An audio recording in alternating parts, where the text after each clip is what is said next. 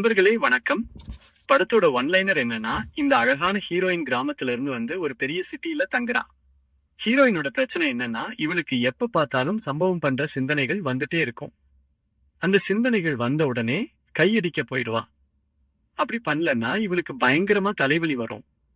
இது மாதிரி ஒரு மனநோய் நம்ம ஹீரோயினுக்கு இருக்கு.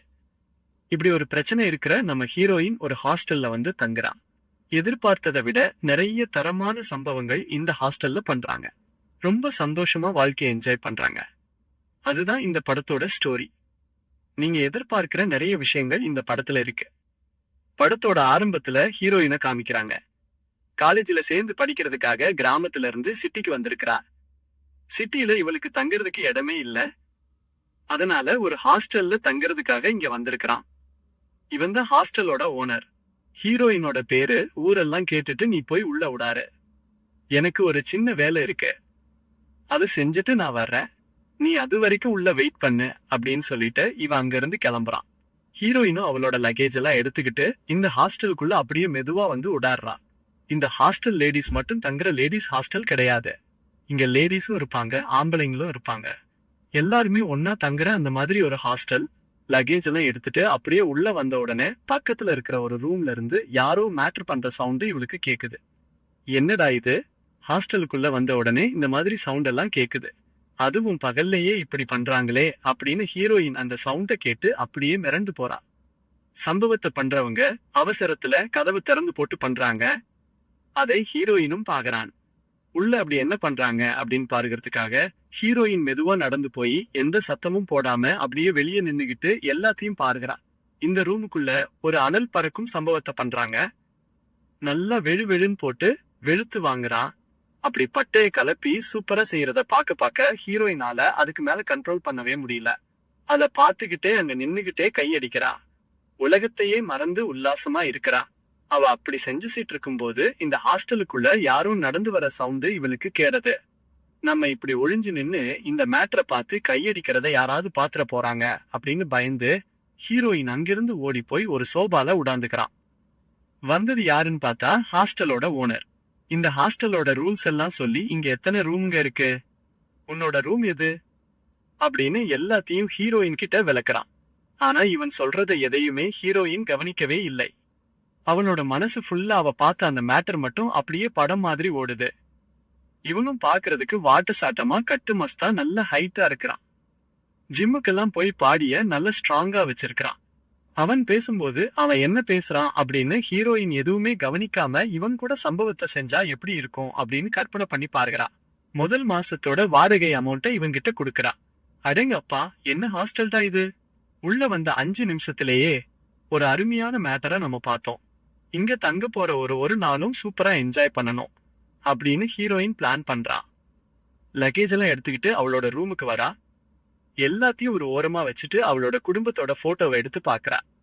கிராமத்துல இருக்கிற அம்மாவையும் தம்பியையும் போட்டோல பார்த்து அவங்கள பத்தி யோசிச்சு பாருகிறா. கிராமத்துல இருந்து கிளம்புறதுக்கு முன்னாடி ஹீரோயினோட அம்மா சொன்ன வார்த்தைகளை யோசிச்சு பாக்குறா. எதுக்குமா இந்த அழகான கிராமத்தை விட்டுட்டு அந்த சிட்டிக்கு போய் படிக்கணும்னு சொல்ற, நம்ம ஊர்ல இல்லாத படிப்பா, இங்கேயே படிமா. உன்னை சிட்டிக்கு விடுறதுல எனக்கு ரொம்ப பயமா இருக்கு.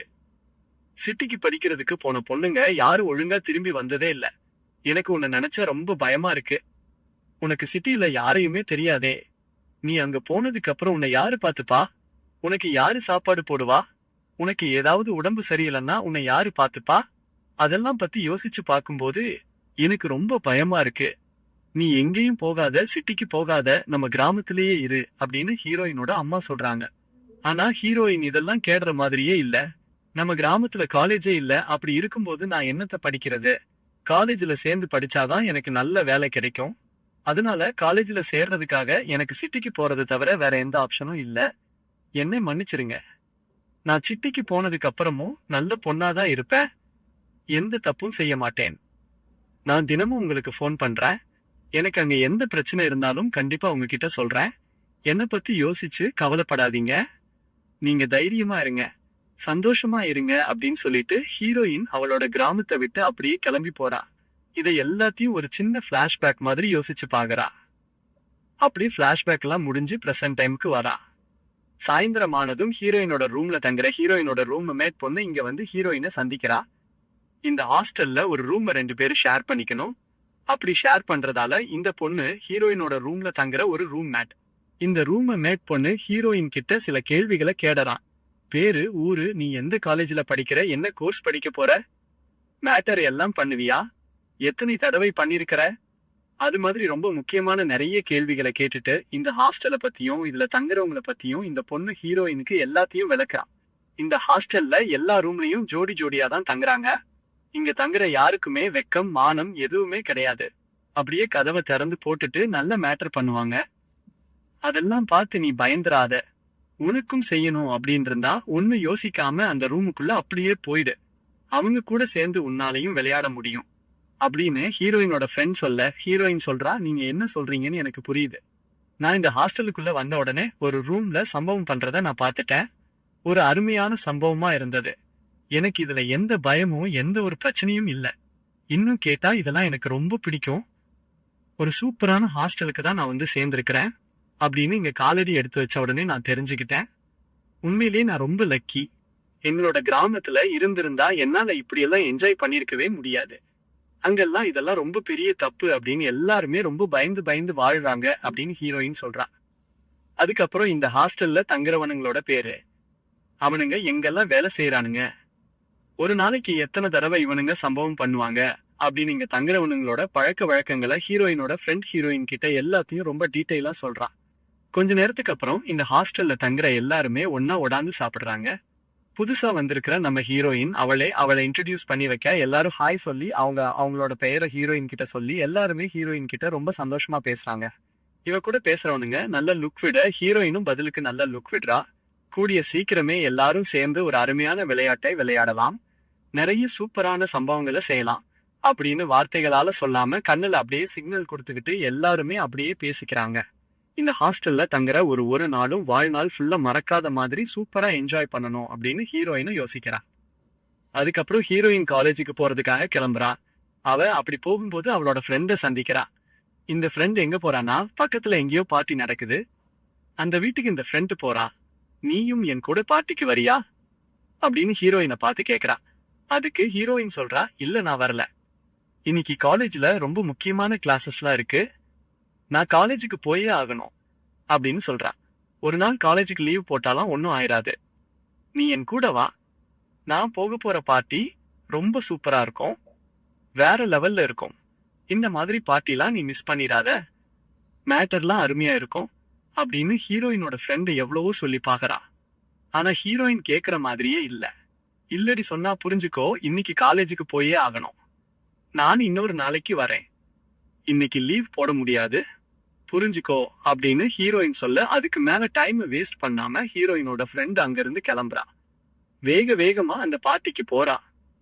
ஃப்ரெண்ட் அப்படி போன உடனே ஹீரோயின் காலேஜுக்கு போவான்னு பார்த்தா காலேஜுக்கு போகாம நேரா திரும்பவும் ஹாஸ்டலுக்குள்ளேயே போறா. யாருமே பார்க்காம ரகசியமா எந்த சத்தமும் போடாம அவளோட ரூமுக்கு வரா. ரூமுக்குள்ள வந்து உலகத்தையே மறந்து உல்லாசமா கையடிச்சு சந்தோஷமா இருக்கிறா. ஹீரோயின் ஹாஸ்டல்ல வந்து சேர்ந்த உடனே 2 பேர் அவங்க ரூம்ல மேட்டர் பண்ணிட்டு இருக்கிறத இவ பார்த்தா. இவ பார்த்த அந்த சம்பவத்தை இவளால மறக்கவே முடியல. அதை பற்றி யோசிச்சு நல்லா கையடிச்சு சந்தோஷமா இருக்கிறா. காலேஜுக்கு போறேன் அப்படின்னு போய் சொல்லிட்டு ஹாஸ்டல்ல யாருமே இல்லாத நேரமா பார்த்து ரொம்ப சந்தோஷமா இருக்கிறா. ஆனா இவ பண்ண தப்பு என்னன்னா, அவசரத்துல ரூமோட கதவை சரியா லாக் பண்ணாமலே இந்த விஷயத்த பண்றா. அப்படி ஹீரோயின் ரொம்ப சந்தோஷமா இருக்கும்போது, என்னடா இது, இந்த ரூமுக்குள்ள இருந்து யாரோ கத்துற சவுண்ட் வருது அப்படின்னு இந்த ஹாஸ்டலோட ஓனரு அப்படியே வந்து கதவை திறந்து பாக்குறான். அவன் அப்படியே கதவை திறந்து ஹீரோயினை பார்த்து அவ பண்ற சம்பவத்தை பார்த்து அப்படியே மிரண்டு போறான். இவனோட வாழ்க்கையில இப்படி ஒரு சூப்பர் சம்பவத்தை இவன் பார்த்ததே இல்ல. அப்படியே அங்க நின்னு கண் சிமிழாம எல்லாத்தையும் எந்த சத்தமும் போடாம இவன் பார்க்க ஹீரோயினும் கண்ணை மூடி உலகத்தையே மறந்து ரொம்ப சந்தோஷமா இருக்கிறான். கொஞ்ச நேரத்துக்கு அப்புறம் ஹாஸ்டலோட ஓனரு இங்க நின்னு பாக்குறாரு அப்படின்னு ஹீரோயின் தெரிஞ்சுக்கிறான். வெட்கப்பட்டு அசிங்கப்பட்டு அங்கிருந்து எழுந்து போவான்னு பார்த்தா ஒண்ணுமே பண்ணாம அப்படியே சில மாதிரி நிக்கிறான். அதுக்கப்புறம் ஹீரோயின் என்ன யோசிச்சான்னு தெரியல. இந்த ஹாஸ்டலோட ஓனரை பார்த்து நீங்களும் வந்து விளையாடுங்க அப்படின்னு கூப்பிடுறா. இவளை இப்படி கூப்பிடும் போது இவனால சும்மா இருக்க முடியுமா? அப்படியே களத்துல இறங்கி ஒரு சூப்பர் சம்பவத்தை செய்யறான். இவனோட ஹாஸ்டல்ல இப்படி ஒரு பொண்ணு வந்து சேருவான்னு இவன் கொஞ்சம் கூட எதிர்பார்க்கவே இல்ல. அவனுக்கு கிடைச்ச அந்த அதிர்ஷ்டத்தை நல்லா யூஸ் பண்ணிக்கிறான். இன்னைக்கு நமக்கு டைம் ரொம்ப சூப்பரா இருக்கு அப்படின்னு சொல்லி விழு விழுன்னு விழுத்து பட்டைய கலப்புறான். ஹீரோயின் கேடுற மாதிரியே நிறைய சம்பவங்களை செஞ்சு ஒரு தரமான மேட்டரை பண்றாங்க. அன்னைக்கு சாயந்தரம் ஹீரோயினோட ஃப்ரெண்ட் ஹீரோயினை வந்து பாக்குறா. நம்ம ஹாஸ்டல்ல ஒரு பையன் உன்னை ரொம்ப சின்சியரா லவ் பண்றான். அத உன்கிட்ட சொல்ல சொன்னா அப்படின்னு ஹீரோயினோட ஃப்ரெண்ட் ஹீரோயின் கிட்ட சொல்றா. அது யாரு அப்படின்னு ஹீரோயினும் கேக்குறா. அதுக்கு ஃப்ரெண்டு சொல்றா, பக்கத்து ரூம்ல பீட்டர் அப்படின்னு ஒரு பையன் தங்குறான். அவன் தனியா தான் இருக்கிறான். அவனுக்கு யாருமே கேர்ள் ஃப்ரெண்ட்ஸ்லாம் கிடையாது. உன்னை பார்த்த உடனே அவனுக்கு ரொம்ப பிடிச்சு போயிடுச்சு அப்படின்னு என்கிட்ட சொன்னான். ஆனா உன்கிட்ட வந்து தைரியமா பேசுறதுக்கு அவனுக்கு கொஞ்சம் பயமா இருக்கு அப்படின்னு ஃப்ரெண்ட் சொல்ல ஹீரோயின் சொல்றா, எனக்கு இந்த லவ்ல எல்லாம் இன்ட்ரெஸ்டே கிடையாது. எனக்கு அதுக்கெல்லாம் டைமே கிடையாது. இனிமே இது மாதிரி யாராவது என்ன ப்ரொபோஸ் பண்ணா அவன்கிட்ட நீ டைரக்டா அவளுக்கு இதுல எல்லாம் இன்ட்ரெஸ்டே இல்ல, இதெல்லாம் நடக்காது அப்படின்னு நீயே அவன்கிட்ட டைரக்டா சொல்லிடு அப்படின்னு ஹீரோயின் சொல்றான். இதெல்லாம் கேட்டுட்டு ஹீரோயினோட ஃப்ரெண்டு கேக்குறா, என்னடி இப்படி சொல்ற? அப்போ உனக்கு உண்மையான லவ்ல எல்லாம் இன்ட்ரெஸ்டே கிடையாதா?